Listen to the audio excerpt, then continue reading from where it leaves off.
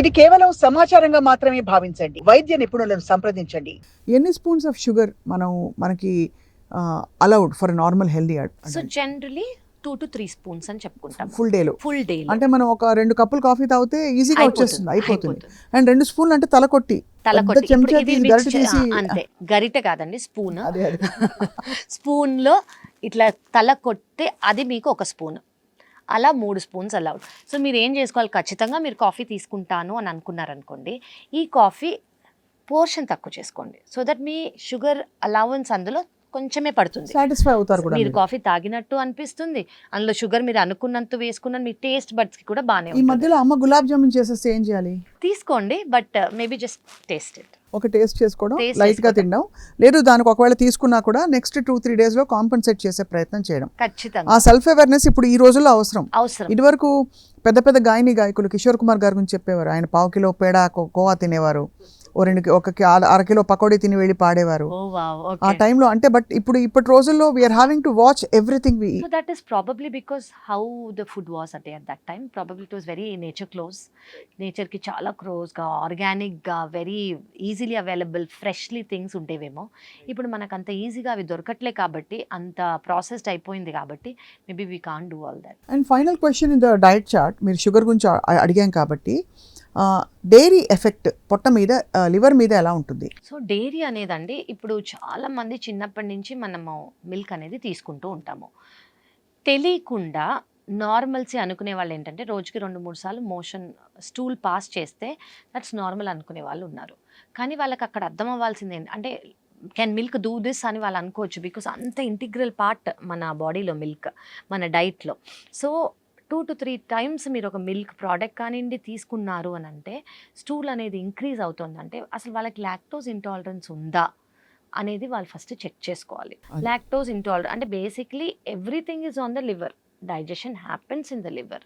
So దీనివల్ల మనకి digestion juice కానివ్వండి ఏదైనా మెటబాలిజం లివర్లోంచి అవుతుంది కాబట్టి these all directly help with this.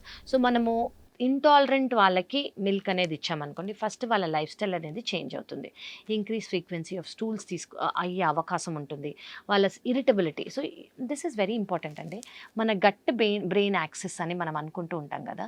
So basically gut brain axis అంటే ఏంటంటే, మన గుడ్ బ్యాక్టీరియా బ్యాడ్ బ్యాక్టీరియా అనేది అబ్నార్మల్ కౌంట్లో, అంటే గుడ్ బ్యాక్టీరియా తక్కువ అయిపోవటం, బ్యాడ్ బ్యాక్టీరియా ఎక్కువ అయిపోవటం. ఇలా అయినప్పుడు మనం ఏవైతే తీసుకున్నాం, అది మిల్క్ ప్రోడక్ట్స్ అని మీరు స్పెసిఫిక్గా అంటున్నారు కాబట్టి, ఏమవుతుందంటే మనం ఏం తీసుకున్నా మన లివర్ అండ్ గట్ డైరెక్ట్గా మన నర్వస్ సిస్టమ్ అంటే మన బ్రెయిన్తో కనెక్షన్లో ఉండి మాట్లాడుతూ ఉంటుంది. మాట్లాడి బేసిక్లీ మనం ఏమైనా తిన్నాం అనుకోండి, వెంటనే the bacteria will release something called a serotonin. Serotonin ఏంటి, మన మూడ్ హార్మోన్ అనమాట. సో మనం ఏం తిన్నా కూడా ఆ మూడ్ ఎలా ఉంటుంది అనేది మన సెంట్రల్ నర్వస్ సిస్టమ్, మన నర్వస్ సిస్టమ్ అనేది డిసైడ్ చేస్తూ ఉంటుంది. తిన్నదాన్ని బట్టి హ్యాపీనెస్సా, తిన్నదాన్ని బట్టి సాడ్నెస్సా, తిన్నదాన్ని బట్టి ఇరిటబిలిటీయా మనకి అర్థమైపోతూ ఉంటుంది. సో మీరు తిన్నారు, మీకు సరిగ్గా పడలేదు, ఒకటి లూజ్ మోషన్స్, ఇంకోటి మీరు జిట్టరీ అయ్యారు, లేదా మీ ఇరిటబుల్గా ఉన్నారు, లేదా మీరు యాంగ్షియస్ అయ్యారు, ఇవన్నీ మన nervous system, gut and liver మీద డైరెక్ట్లీ కనెక్టెడ్.